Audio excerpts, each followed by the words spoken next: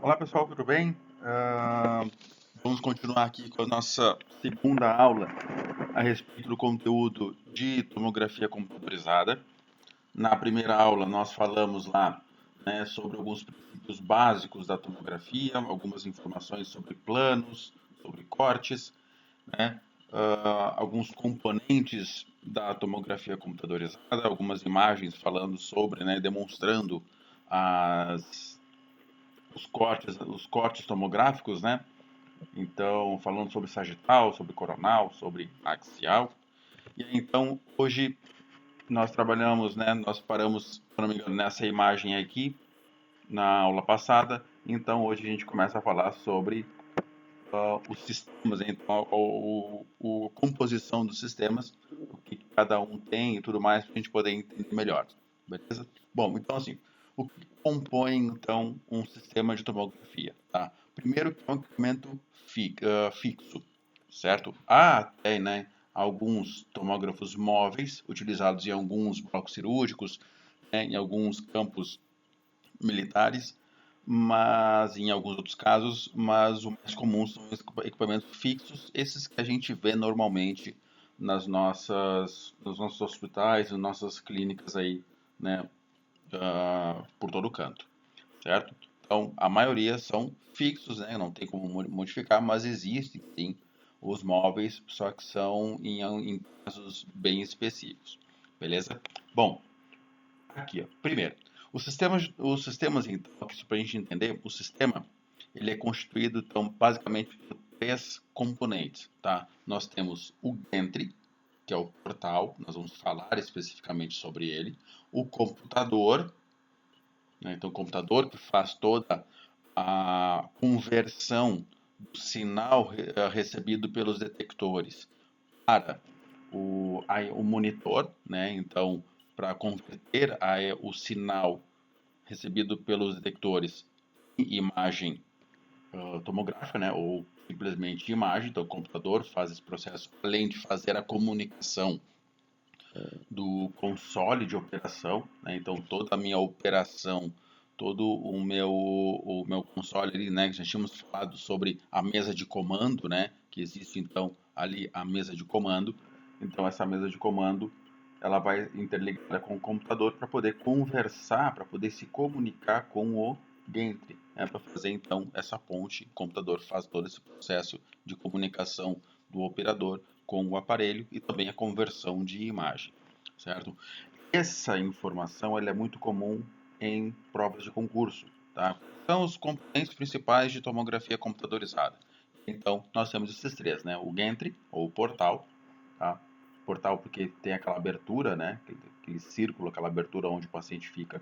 O computador e o console de operação, beleza? Bom, na sequência, então, nós temos, então, o que é o gantry. Consiste em, o que tem lá no gantry? Tem, então, o tubo de raio-x, é o mesmo tubo de raio-x que nós estamos acostumados a ver, né? Que vocês já viram em algum momento na física do radiodiagnóstico, os componentes do tubo, né? Então, ele é igual ao raio-x convencional, a única diferença é que ele é um tubo mais resistente, tá? O fato de eu ter uma alta quantidade de produção de radiação, por consequência, ele acaba tendo então uma produção de calor muito intensa também, tanto que, né, o resfriamento também ele é feito por óleo e aí então esse resfriamento também ele é mais eficaz, ele é mais eficiente, até para que não queime, né, esse nosso tubo. Então, o tubo de raio-x é igual, é a mesma composição, do mesmo jeito, da mesma configuração. A questão é que ele é mais resistente pelo fato de ter uma produção maior de raio-x, por consequência, uma produção maior de calor. Além disso, então, também tem dentro desse gantry os arranjos de detectores. Já tínhamos comentado, já tínhamos falado sobre o arranjo de detectores, né? Principalmente quando a gente falou na aula passada sobre a, as, as gerações, né? Falhou a palavra. as gerações, né? Geração 1, a primeira geração, segunda geração, terceira geração, que a gente viu que nessas gerações o que mudava muito era a quantidade de detectores, né? E como eles eram arranjados, como eles eram dispostos, então, na, no aparelho, né? Então, quanto maior a geração, né? Terceira, quarta geração tinha uma quantidade maior de detectores, certo? Então, consiste então nesses dois e, por fim, os colimadores, tá? Colimadores no plural, sim, porque são dois colimadores. Nós vamos ver na sequência, nós vamos ver em algum momento. São dois colimadores, um pré e um pós paciente, tá? Cada um tem a sua função dentro do da tomografia, tá? Além disso, então, o que acontece aqui? Ó? Dependendo das especificações técnicas de unidade, pode ser inclinado, então, em até 30 graus em cada direção. Tá? O Gantry, ele inclina. Tá? E essa inclinação é exatamente o que nós trabalhamos normalmente lá no raio-x convencional com a inclinação do raio. Né? Quando a gente vai trabalhar com raio central lá, raio 20 graus cranial. É a mesma coisa aqui. Essa inclinação do Gantry é a inclinação do raio por consequência. Só que ele tem um limite. O limite dele é de 30 graus apenas. Eu não consigo mais do que isso. Não consigo 45, 35, 40, né? Que nem a gente consegue no raio-x convencional. Tá? Mas a gente consegue compensar também, né, pelo próprio aparelho, a gente consegue trabalhar melhor o aparelho no sentido do computador, né, e dos protocolos, a gente consegue compensar isso também para ficar uma imagem melhor, tá? Então essa inclinação ela tem um certo limite, tá? Além disso, então, nós temos o orifício central do Gantry. Depois vai aparecer uma foto que a gente vai rever todas essas informações. Esse orifício central também, ele é chamado de abertura, então é o buraco exatamente onde tem a passagem do paciente, né, onde fica o meu paciente. Então é dito abertura, certo? A mesa tomográfica, a mesa onde o paciente fica posicionado ali, né, ela está sempre conectada eletronicamente com o Gantry, tá? Por quê? Porque o Gantry e a mesa, elas têm que trabalhar de maneira conjunta, certo? Até porque quando a gente fala sobre, por exemplo, multi-slice, né, comentado na aula passada sobre multi-slice eu tenho a imagem sendo, né, o aparelho irradiando o paciente, emitindo radiação, ao mesmo tempo que a mesa anda. Tá? Isso faz com que eu tenha uma diminuição no tempo de exame. Tá? Eu posso até, né, dependendo da situação, perder um pouquinho de qualidade, mas eu ganho muito em tempo de exame. Né? Então, para que isso aconteça, para que eu consiga, então, fazer com que uma imagem, né, ser o raio, né, a interação do raio com a estrutura, então, e poder ser captada pelos detectores de maneira correta, eu preciso, então, fazer a conexão dessa minha mesa com o Gantry. Tá? Então, tudo está interligado. Eu tenho o Gantry comunicado com a mesa, eu tenho os comandos interligados com a mesa e com o Gantry também. Tá? Então eu consigo, de dentro da minha estação de trabalho, controlar tanto o Gantry quanto a própria mesa. Subir e descer a mesa, fazer com que ela entre mais na abertura ou não. Então a gente consegue fazer tudo por lá, certo? E a varredura, ela é sempre feita, então, né, dentro dessa abertura. Então tá ali, a varredura é feita na parte anatômica do paciente localizada dentro da abertura. Tá? Então, eu só consigo ter a imagem, né? Mesma coisa do raio-x convencional, eu só consigo radiografar aquela estrutura se ela estiver iluminada ali no meu campo de colimação, certo? No raio-x convencional. Aqui é a mesma coisa, eu só consigo fazer a imagem tomográfica daquelas áreas que estão sendo direcionadas ali pelo campo, né, de irradiação, certo? O restante todo não vai ser afetado. Né? Então, o processo também ele é muito parecido conforme eu já tinha comentado a respeito da raio-x convencional e da tomografia, né, os processos são bem semelhantes, certo?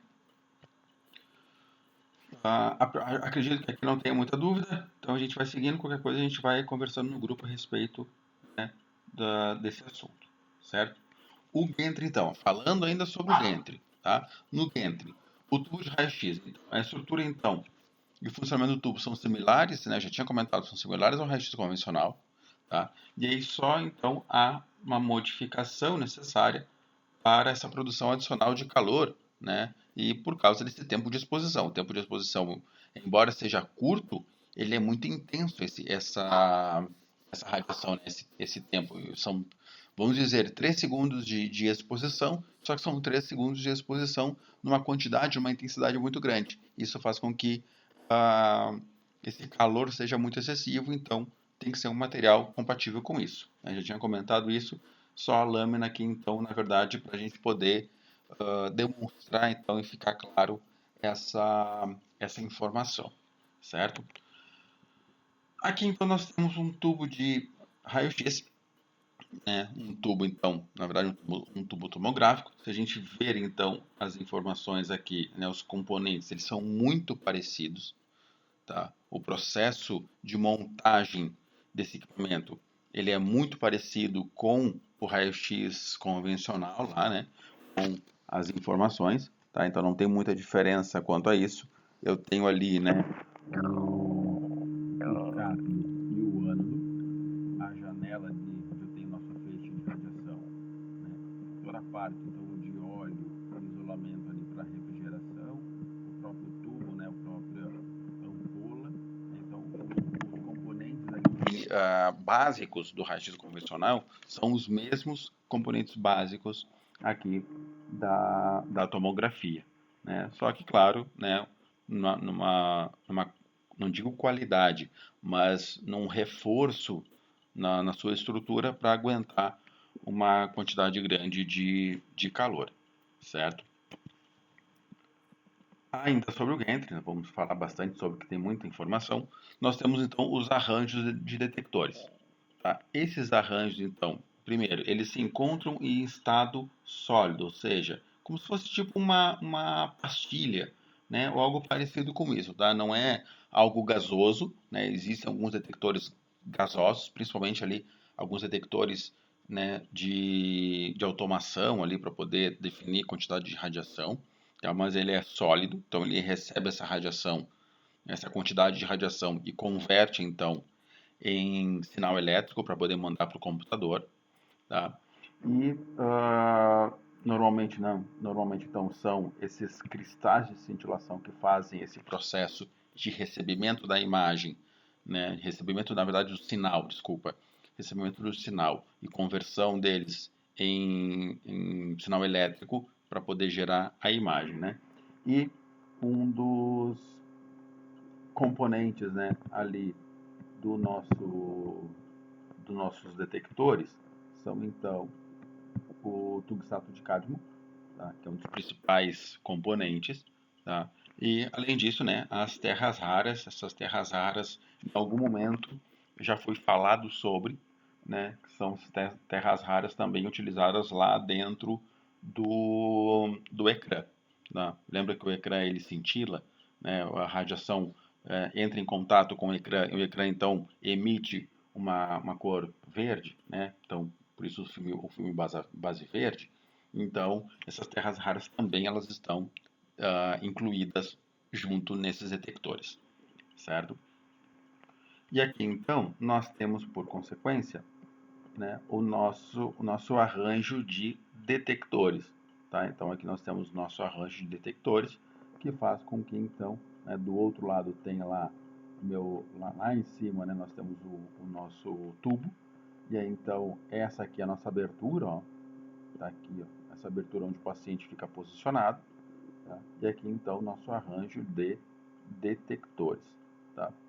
Por esse arranjo ser pequeno aqui, possivelmente é uma terceira geração, né? Pode ver depois ali, né? Vocês podem olhar lá na terceira geração, vocês vão perceber que eu tenho um tubo e um grupo de detectores, diferente da quarta geração, que eu tenho um anel de detectores, tá? Essa é a grande diferença entre a terceira e a quarta geração. Então eles ficam posicionados aqui e aí então, né, são trocados de acordo com a necessidade, certo? Ainda falando, né, a gente fala muito sobre o Gantt porque tem muita informação a respeito dele, ainda falando sobre o conjunto de detectores, tá? Aí que fala, na tomografia, a colimação é importante para que a gente possa reduzir a quantidade de radiação e melhorar a qualidade de imagem, tá? Então, esse conjunto de detectores, então, antes dos detectores, nós temos um conjunto de colimadores, tá? Então, antes do paciente tem colimador, depois do paciente também tem colimador, tá? Acho que eu falei conjunto de detectores aqui, né? Agora eu tô louco. Agora não lembro. Tá? Desculpa. Conjunto de colimadores. Tá? Eu acho que eu falei detectores aqui. Desculpa, foi sem querer. Tá? Então, conjunto de colimadores são sempre dois, né? Pré e pós-paciente. Então, ele vai ser importante então para reduzir a dose e, por consequência, também melhora na imagem.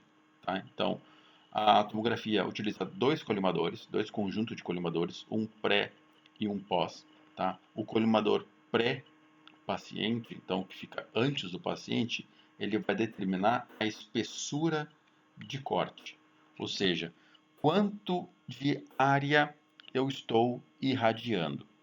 Tá? Então, é a mesma coisa que a gente for fazer, né? Então, imaginem lá no raio-x convencional, nós posicionando o paciente e fechando o colimador para ficar só um filete de colimação. Só, né? Só uma linhazinha de colimação, certo? Não aquela colimação aberta que a gente faz normalmente no raio-x convencional, tá? Só um filetezinho, né? Então, isso vai determinar a espessura de corte, a área que eu vou cortar ou a área que eu vou demonstrar. Tá? Mesma coisa no raio-x convencional. Quando eu abro bastante o meu colimador, eu mostro mais área. Tá? Quando eu fecho o meu colimador, eu mostro menos área, certo? Então, quando eu faço esse processo tão pré-paciente, então eu vou determinar essa espessura de corte aqui, certo? E o pós-paciente vai me determinar, então, alguns outros critérios, principalmente a parte de qualidade de imagem, tá? E aqui, então, tem, né, um esquema falando sobre essas informações. Então, nós temos aqui o nosso tubo, certo? Logo após o tubo, o nosso primeiro conjunto de colimador. Depois disso, o nosso paciente, mais um conjunto de colimador pós. Né? Então, o colimador pré-paciente, aqui está o tubo. Pré-paciente vai me dar a espessura de corte. Então, isso é determinado no próprio protocolo, vai estar descrito qual é a espessura de corte. É 2 milímetros, é 3 milímetros, é 5 milímetros, né? Vai estar definido, vai estar já pré-estabelecido esse valor. A gente pode alterar se a gente quiser, se a gente precisar, tá? Mas esses valores já são pré-estabelecidos. Quando a gente abre um protocolo, já vem pronto isso, tá? E aí, então, tem o pré-paciente, então, que vai determinar a espessura de corte, paciente e um colimador pós-paciente, que vai me dar também questão aqui no caso de qualidade de imagem, tá? Vai fazer, então, se eu tiver, né, aqui com certeza, essa radiação, toda aquela radiação espalhada que eu tiver aqui, o colimador, então, pós-paciente, ele elimina e só concentra a radiação, né, mais precisa, e aí eu consigo ter uma qualidade de imagem melhor, tá? E aí então passa pelo meu sensor, pelo meu detector e manda a imagem para o computador, por consequência para o nosso monitor né, que a gente visualiza, certo? Para o computador, então, né, finalmente saímos da parte do Gantt, né, que tem alguns componentes que a gente tem que entender. No computador, então, o computador ele vai necessitar, então, primeiro de dois softwares, tá? Então, de dois componentes aqui para poder funcionar. Primeiro, um para o sistema operacional, depois outro, né, um outro software para os aplicativos. A mesma coisa que a gente tem no nosso computador de casa, né? Nós temos um software para poder ligar o nosso computador, né? Então, tipo Windows ou Mac ou o que seja, tá?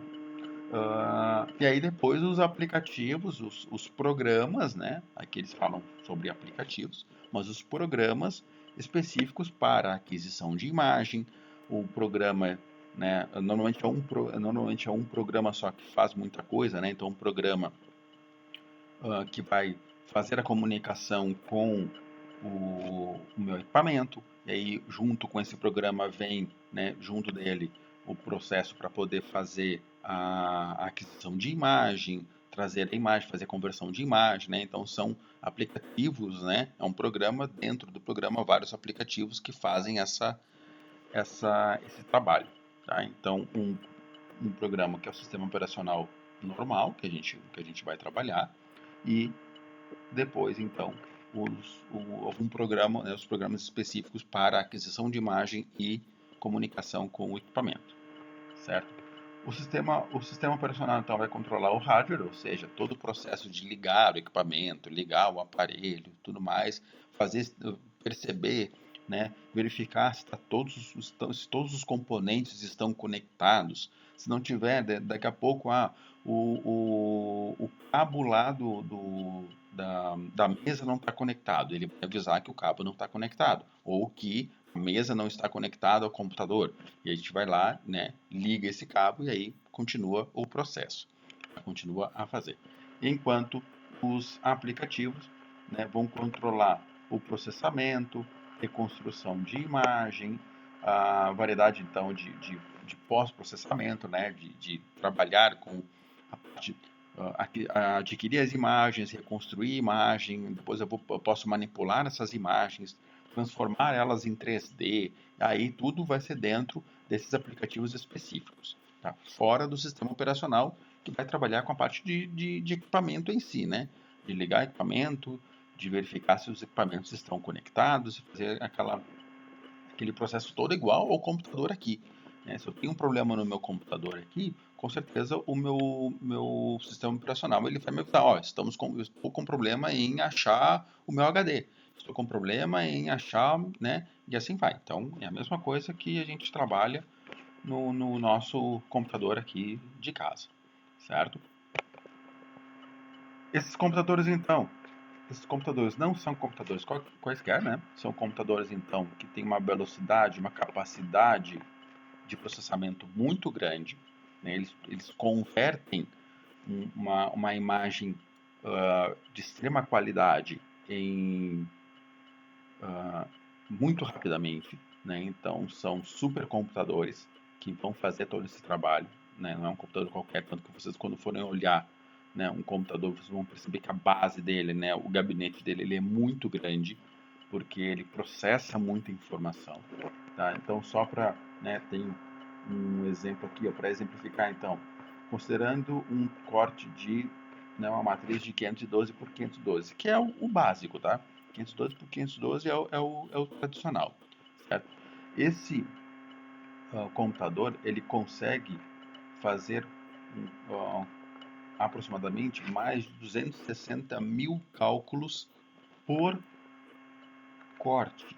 Então, cada corte que eu adquiro no meu computador, ele faz aproximadamente né, um pouco mais de 262 mil cálculos matemáticos, sendo que atualmente nós temos aproximadamente 160 cortes por segundo, certo? Então, o cálculo matemático que ele faz é muito grande. Então, a capacidade de processamento de informações é muito grande. Peguei agora aqui a calculadora para calcular quanto 262.44. 262. Só para ter uma noção mais ou menos, tá? Por segundo, fazendo esse cálculo aqui, né, multiplicando esse valor por esse valor aqui, eu tenho mais de 41 milhões de cálculos por segundo. Ou seja, um computador qualquer não consegue fazer isso, tá? Então, só para a gente entender que numa matriz simples, não é nada muito fora do comum, uma matriz simples aqui, 512 por 512, tá? eu posso manipular essa matriz também, eu posso aumentar essa matriz para ter uma qualidade de imagem melhor, por consequência a imagem fica mais pesada. Tá? E aí esses cálculos todos aqui mudam. Tá? E aí a capacidade de processamento vai ser bem maior, certo? A necessidade de processamento, na verdade, vai ser bem maior, certo? Então aqui só para a gente entender a intensidade, o quanto esse computador ele tem que ser eficaz, o quanto esse computador ele tem que ser, né, um computador próprio para essas situações. E aqui então nós temos um exemplo, né, de um contexto aqui. Né? Então nós temos aqui o tomógrafo por inteiro, então, né, o gantry, que é então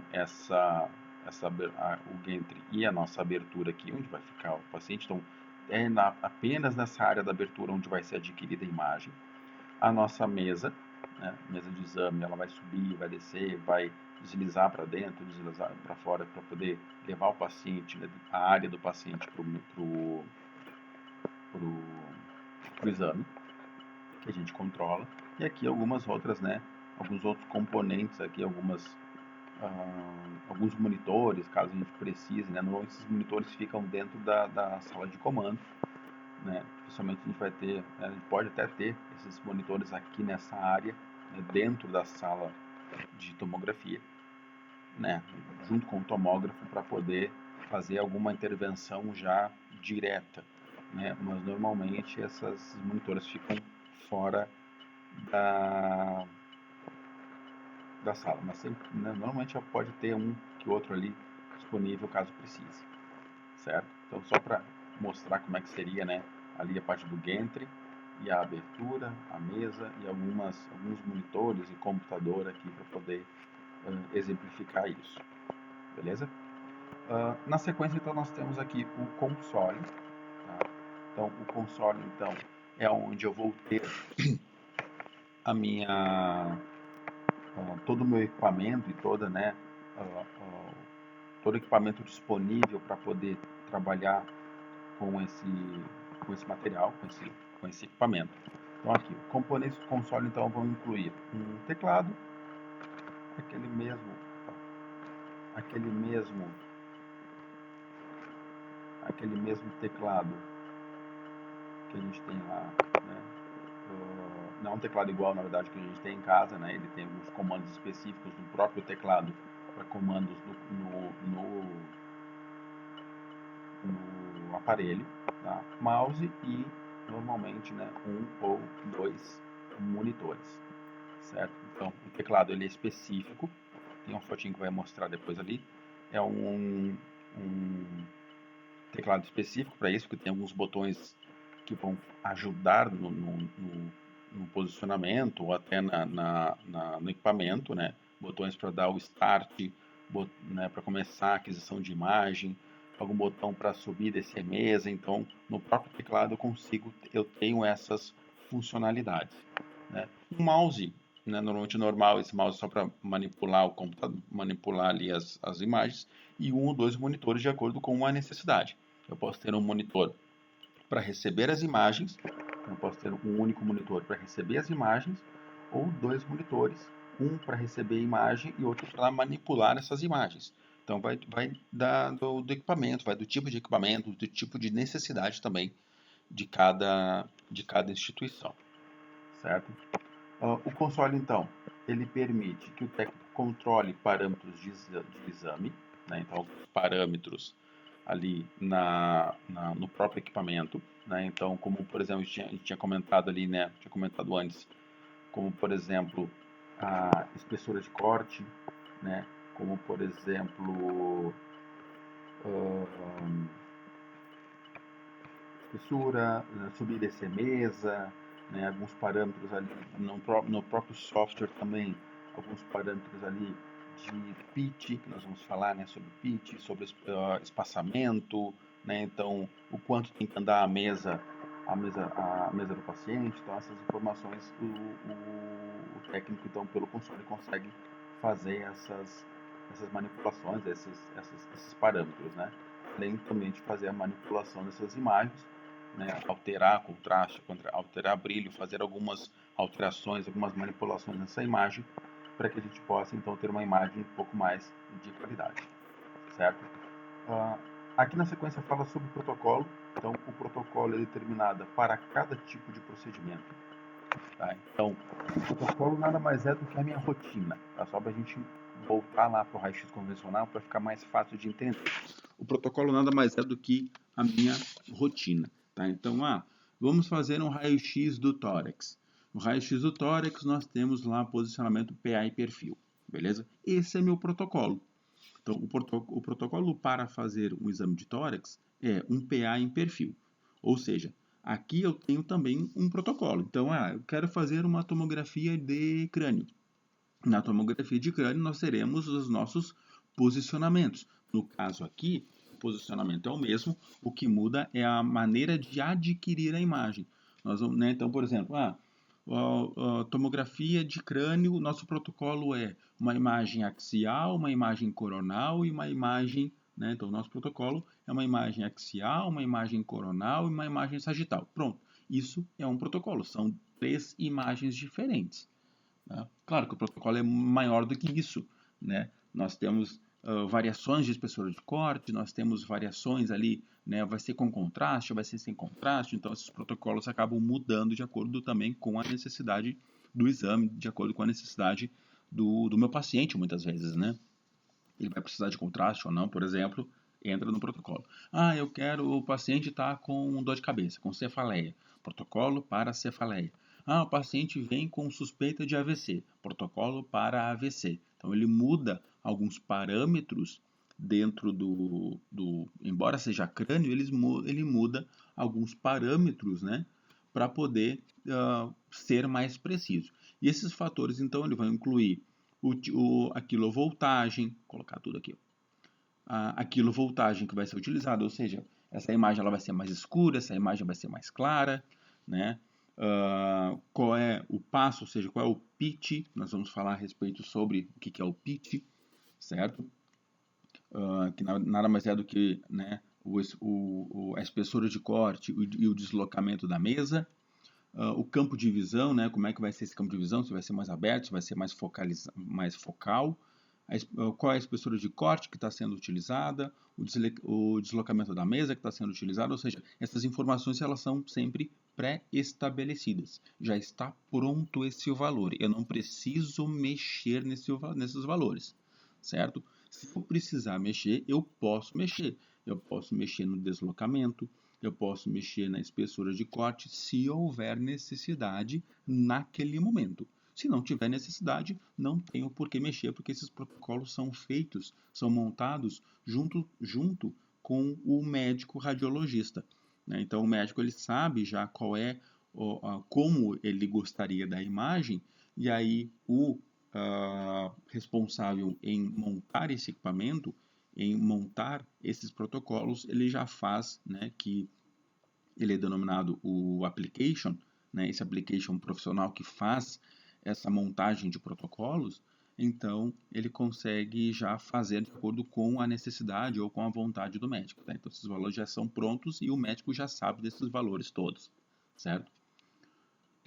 Bom, aqui está, então,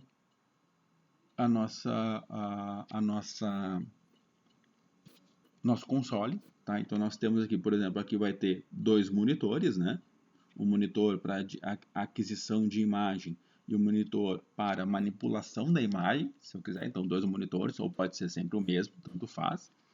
Além disso, aqui vai ter um comando aqui, né? Que está separado, um comando do equipamento, aqui um comando, né? Que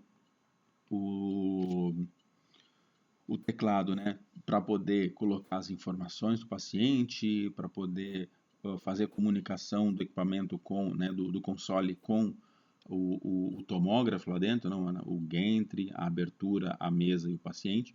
Né, então, poder fazer esse controle lá, quando deve começar, quando deve terminar e tal. Então, esses comandos são todos feitos pelo console.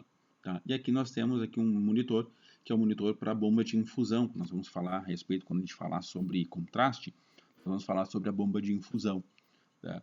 Que é nada mais é esse controle aqui para administração de contraste no momento da aquisição de exame, certo?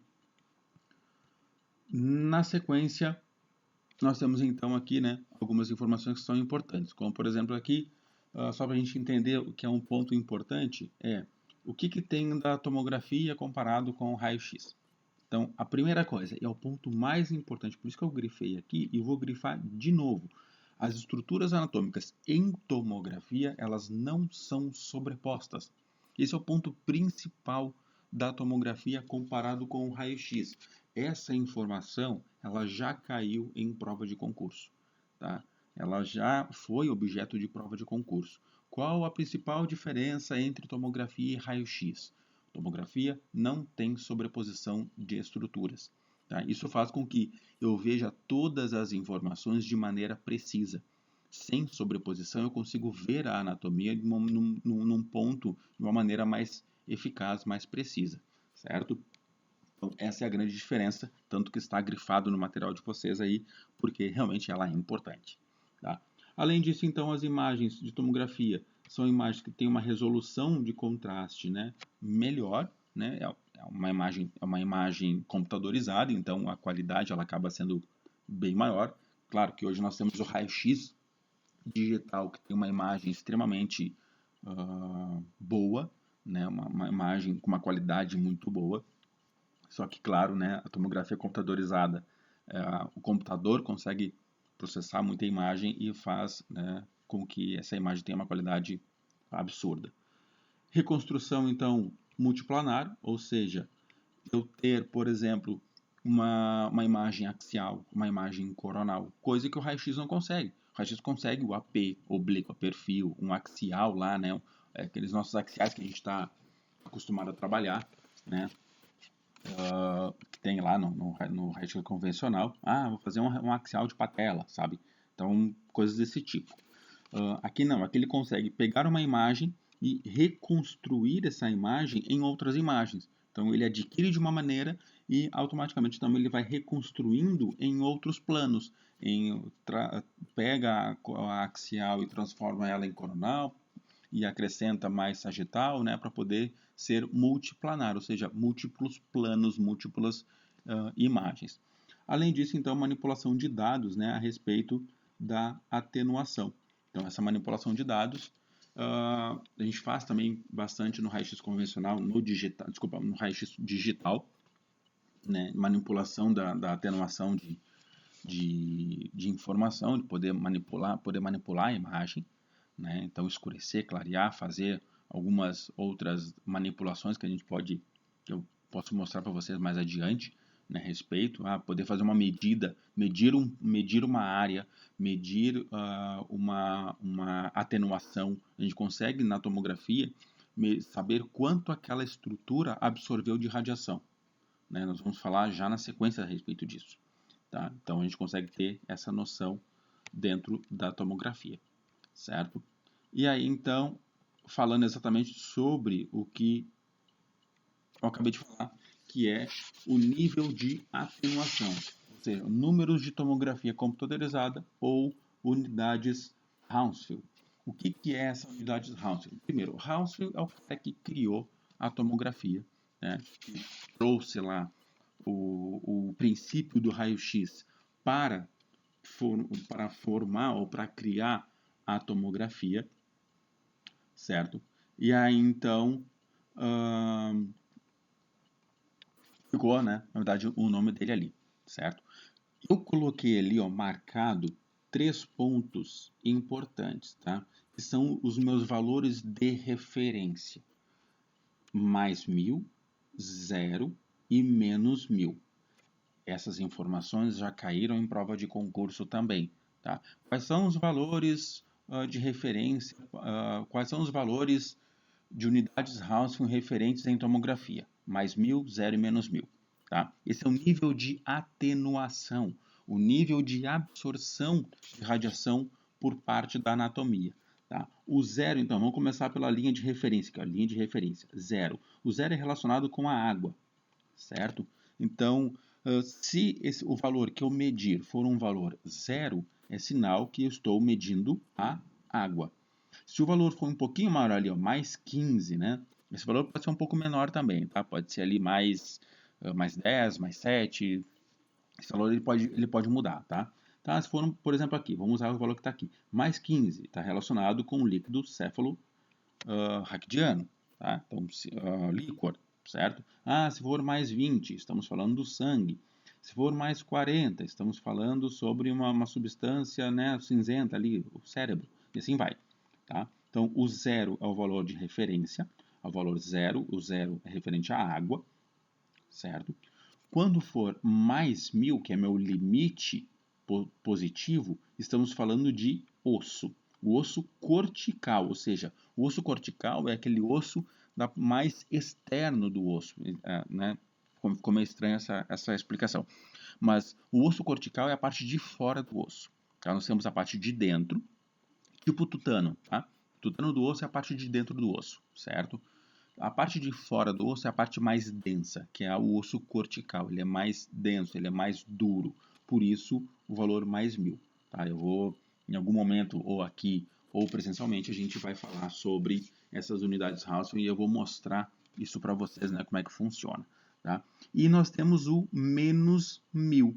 Né? Então, os valores mais 1000, menos 1000 e tal, são valores de atenuação de radiação, ou seja, o quanto essa estrutura absorve de radiação. O osso cortical absorve muita radiação, porque é mais 1000. O ar absorve menos radiação, quase nada, por isso ele é menos 1000. Ele absorve pouquíssima radiação, por isso que fica preto aqui, né? Então eu tenho o osso, a anatomia, o tipo de tecido, o número, né, o valor que ele absorve de radiação e, por consequência, a sua tonalidade de cinza, certo? Então aqui nós temos o osso, ele é mais 1000, ele vai me dar um aspecto branco, né? O branco do osso que a gente está acostumado. Tem uma imagem que vai demonstrar isso. O ar vai ser, a água vai ser o valor 0, que é um cinza, então, próximo de cinza. E aí, então, o ar, então, que é menos 1000, vai ser o nosso preto. Tá? Então, aqui tem uma imagem para a gente poder ilustrar bem aqui. Ó. Certo? Então, aqui nós temos o preto, que então seria, por exemplo, o nosso menos 1000. Por que menos 1000? Porque ele absorve menos radiação.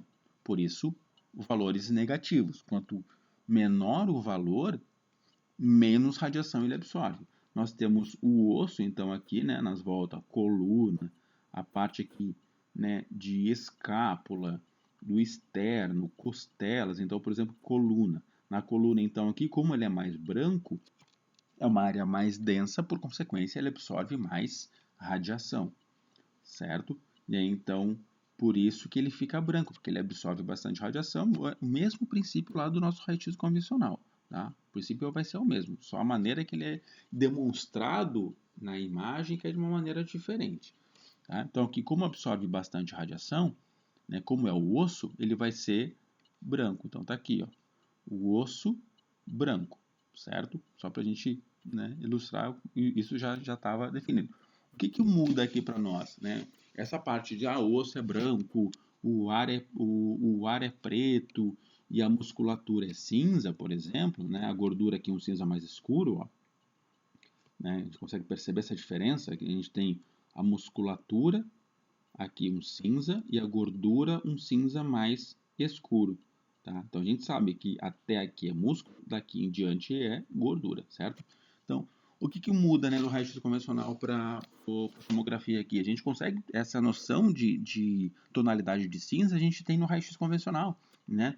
O osso branco, o ar preto e tal. A diferença aqui é que eu consigo ver agora essa diferença aqui, essa diferença de densidade. Agora eu vejo onde termina o músculo e começa a gordura. E, além disso, eu consigo quantificar isso. Eu consigo medir, eu consigo transformar essa tonalidade de cinza em um número. E é esse número que vai fazer toda a diferença, porque o médico ele pode ver a lesão, ele pode medir esse número de atenuação, o quanto essa lesão absorve de radiação, e pela bibliografia, né, dentro, né, de estudos relacionados àquela patologia, ele pode determinar que tipo de patologia é. Há evidência de uma lesão maligna, há evidência de uma lesão benigna, né? vão ter as suas diferenças, mas ele consegue ter uma indicação, ele já tem uma noção do que poderia ser. Claro que falar sobre maligno e benigno é muito, não digo difícil, mas não é tão preciso quanto, por exemplo, fazer uma biópsia. Tá? Aí sim, biópsia a gente tem certeza absoluta do que a gente está falando. Tá? Mas aqui há uma evidência, há uma possibilidade de ser. Né? E isso muitas vezes já é o suficiente. Certo? Bom, além disso, então, aqui nós vamos falar sobre comunicação, então, e consentimento do paciente. Tá? Deixa eu ver, eu só estou vendo quanto tempo a gente já está aqui. Comunicação e consentimento do paciente. Tá? Então, assim, primeiro, nós temos que explicar algumas coisas para ele. Tá? Então, conversar com o paciente, então, e ter o consentimento dele é muito importante, certo? Então, nós temos que explicar algumas informações, como, por exemplo, qual é o exame e o que vai acontecer. Né? Nós temos que ser o mais corretos possível nisso, né? No sentido de explicar de maneira correta, tá? E explicar de maneira verdadeira a respeito. Né? Então, que tipo de exame esse paciente vai fazer, o que pode acontecer nesse exame, porque se for um exame, por exemplo, contrastado, nós temos, né, as reações adversas do contraste. Então, pacientes que, por exemplo, indivíduos que têm alergia a camarão, eles com certeza terão alergia ao contraste, porque o contraste ele é um contraste iodado, tem iodo. E o iodo é a maior concentração dentro do camarão. Né? Então, possivelmente o paciente, já sabendo disso, ele pode tomar um antialérgico, fazer um preparo alérgico antes, para evitar essa alergia, né, do contraste ou minimizar essa alergia. Certo? Então, a gente tem que explicar bem isso. Nós vamos explicar também qual a duração do exame, né? Quanto tempo vai durar o exame ou a estimativa de tempo. Possivelmente vai durar 10 minutos. Né? Possivelmente vai durar 5 minutos, vai durar 20 minutos. Né? Então, isso vai, claro, de acordo com o tipo de exame que vai ser feito. Um exame de crânio demora menos do que um exame de abdômen total. Né? Que tem um valor de sequência muito maior e é uma área muito maior. Né? Então, eu não posso dizer que vai fazer um exame de abdômen total e falar que dura o tempo de uma tomografia de crânio com 3 sequências diferentes. Né? Eu não posso falar isso, eu tenho que ser o mais realista possível, de acordo, né? Se vai durar 10 minutos, fala. O ideal é, se vai durar 10 minutos, fala 15. Sabe? Porque quando acabar antes, acabou antes. Joga sempre para mais, porque é o melhor. Mas seja tem que ser sempre o mais verdadeiro possível. Tá? Então, até para o paciente não se sentir, né, que está demorando muito e tal, ele sabe que está dentro do estimado, até porque, né, os familiares, sempre tem algum familiar acompanhando. Né? A gente sempre tem que pedir para o paciente então ficar o mais imóvel possível, simplesmente para que eu tenha uma imagem sem borramento. Né? Então, a mesma coisa que a gente pede lá no raio-x convencional, quando a gente está fazendo o posicionamento, né, para o paciente não se mexer, por que ele não deve se mexer? Porque se ele se mexer, vai ter o borramento da imagem. Aqui é igual. Raio-x, a interação, a maneira como as coisas acontecem são semelhantes. Então, ele tem que ficar imóvel para que eu consiga obter a imagem sem o borramento e ela fique uma imagem mais nítida. Né? É importante sempre o monitoramento, então, do meu paciente, tá? Verificar, estar sempre de olho nele, né? Nós temos, deixa eu voltar aqui, ó, nessa imagem, cadê? Aqui. Ó, eu tenho a minha janela, então eu tenho um campo de visão do meu paciente boa para poder saber o que está acontecendo. Né? Ele pode não estar falando, ele não pode não falar, mas eu consigo ver o paciente de uma maneira que eu consiga perceber alguma atividade diferente, né? E poder até conversar. Eu tenho aqui no meu comunicador, aqui, ó, eu tenho como me comunicar com ele via áudio e receber, então, e conversar com ele para saber como ele está, que está acontecendo alguma coisa, se ele está sentindo algum desconforto e tal, porque ele pode estar sentindo algum desconforto, ser um desconforto importante e perigoso, e ele não fala nada por receio de ficar uma imagem ruim, de não dar certo o exame, mas a gente tem que prezar sempre pela vida dele, né, pela saúde dele primeiro. Depois, qualquer coisa, se refaz essa imagem. Vamos voltar lá. Tá? E fazer algumas instruções, então, sobre respiração, caso seja necessária, né? Ó, agora vai puxar o ar e vai trancar a respiração, né? Não adianta pedir para o paciente dizer, inspira fundo e segura o ar. Ele nem vai lembrar o que é inspiração se ele souber o que é uma inspiração, tá? A gente trabalha com diversos tipos de pessoas, com diversos tipos de entendimento, né? Então, ó, agora tu vai puxar o ar, vai respirar fundo e vai trancar a respiração. Agora tu vai soltar todo o ar e vai trancar. Então, né, a instrução sobre respiração em determinado momento é importante, né, e saber se ele está fazendo de maneira correta, tá? E um ponto importante que a gente vê antes de começar o exame, que é a história clínica desse meu paciente, né? O que ele tem, o que ele está fazendo, né, por que ele está fazendo esse exame, né, antes de quando o paciente vai marcar uma tomografia, principalmente uma tomografia com contraste, tem uma ficha para ele preencher com várias informações. Se ele já fez tomografia, se ele já fez tomografia com contraste, se nessa tomografia ele teve alguma reação alérgica, se ele é alérgico a alguma medicação, se ele é alérgico a algum alimento, né? Então, são informações clínicas, a história clínica do meu paciente, que eu tenho, então, para poder saber exatamente o que esse meu paciente pode ter durante o meu exame, né? Então, se ele tem alguma reação alérgica a alguma coisa, então eu tenho que cuidar para que eu não administre nenhuma medicação que possa piorar a condição dele, né? Então, é importante saber dessa história.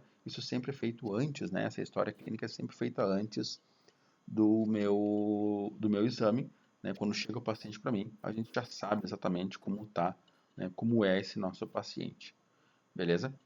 Bom, aqui a gente entra na parte de parâmetros de aquisição, tá? Nós entramos nessa parte de parâmetros de aquisição. Eu estou pensando para ver se a gente continua a falar sobre ou não, tá?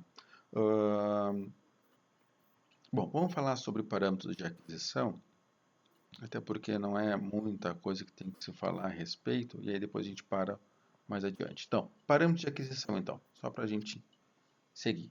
Parâmetros de aquisição, então, são alguns parâmetros que nós vamos ter para poder, então, né, quais são os parâmetros que a gente tem para poder adquirir uma imagem. Essa é a ideia. Então, a primeira coisa que a gente tem como parâmetro é o nosso Scout, ou o topograma, né? Eu já tinha comentado sobre o Scout lá na primeira aula, né? A ideia, então, de o Scout é uma imagem preliminar, né? Esse meu Scout, então, é a primeira imagem que eu tenho para poder ver o paciente, ver as estruturas anatômicas do paciente e poder montar o meu protocolo em cima disso, né?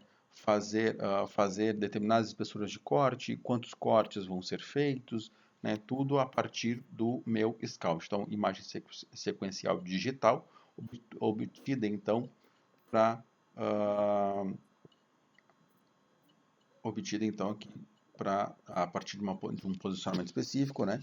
O paciente fica posicionado fica sempre na mesma posição e aí tudo é feito, né, é manipulado de acordo com o meu equipamento. Então o paciente ele não se movimenta, né? Não tem sai do AP e vai para o perfil, não. Ele fica na mesma posição e o computador faz as conversões necessárias, tá? O corte então nada mais é do que a indicação de uma área específica, né, que eu quero visualizar. Então, eu tenho 60 cortes, então eu tenho 60 imagens diferentes, né? Até pode ser meio parecida, mas em um momento diferente, tá? Depois né, eu tenho algumas imagens para a gente poder trabalhar a respeito disso, tá? Então, eu tenho cada corte, cada, né, slice, cada corte é exatamente uma imagem específica. Então, se eu tenho 30 cortes, né, 30 eu tenho, por consequência, 30 imagens mostrando a anatomia em sequência, certo?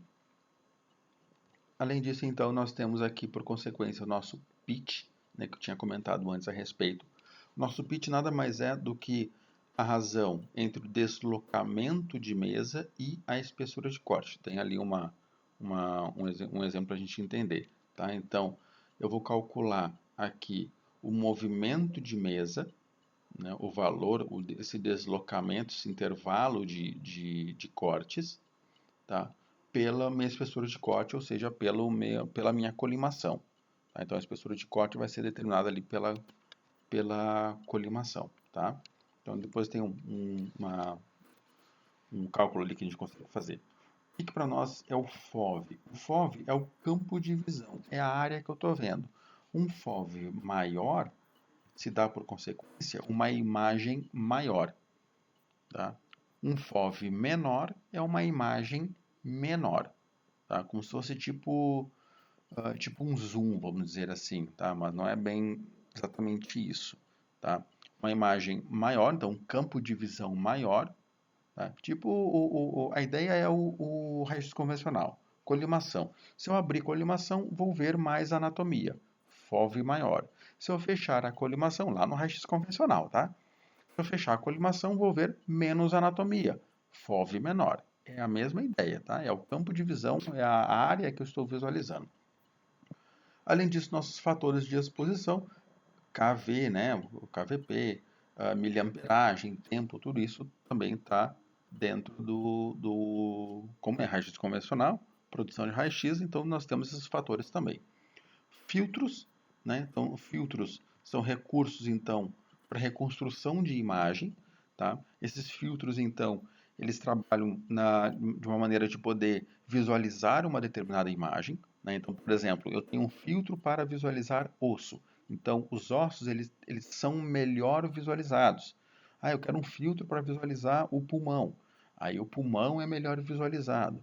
Um filtro para ver encéfalo. Entendeu? Então, o filtro ele é aplicado, né, para poder mostrar uma determinada estrutura de uma maneira mais precisa, de uma maneira melhor, certo? As janelas, então, são recursos para obtenção, então, né, de uma área, né, deixar a imagem maior ou menor, tá? Então, essa é a nossa janela, tá? Então, esses são recursos computacionais após a obtenção de imagem, né, que pode ser estreitado ou alargado. Então, essa janela ela pode ser maior ou menor, né, isso também dentro